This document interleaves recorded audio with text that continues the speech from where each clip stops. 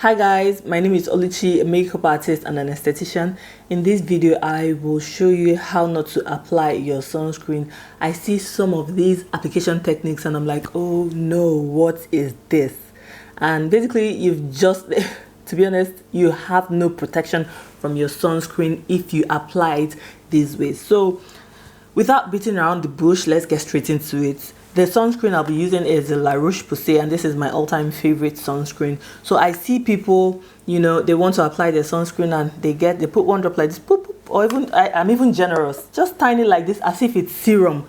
My dear, it is not serum. This won't even do anything to you. The most it can do to you is to maybe protect this region, you see, and that's it. What then happens to the rest of the face? Yes, you can spread it across, but it is just not enough. So I will show you at the end of the video how to apply your sunscreen the correct way.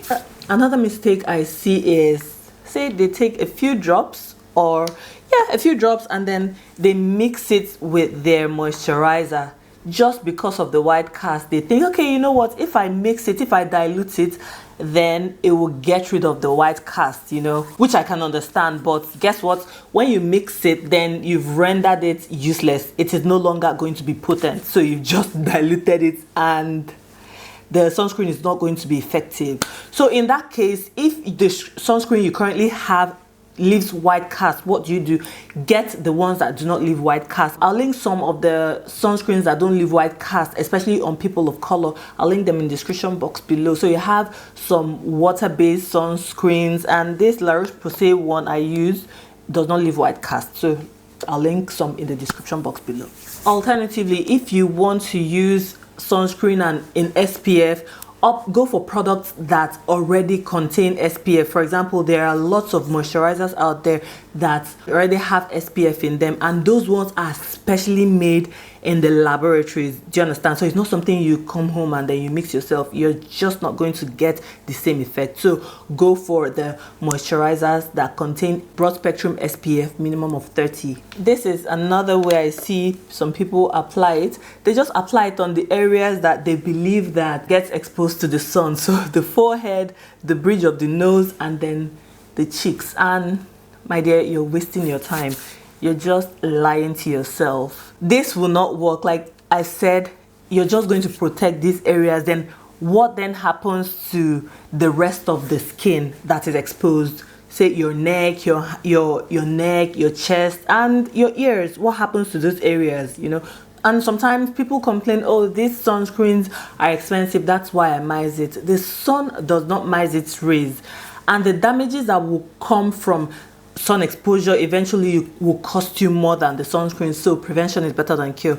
Generously apply your sunscreen. And so now here's how to correctly apply your sunscreen. You can, if you're new to sunscreen application, like you want to know how to, like basically the correct amount or approximately the correct amount, use the finger method. So apply it on 3 fingers. Honestly, I don't do like this because I already know what quantity is adequate for me. Then you want to apply this all over your face like so. Can you see how I'm applying it, ensuring that I cover my skin and my neck? And you know what? The amount I took, to be honest, is just not, I feel it's not enough because I was just able to properly cover my face.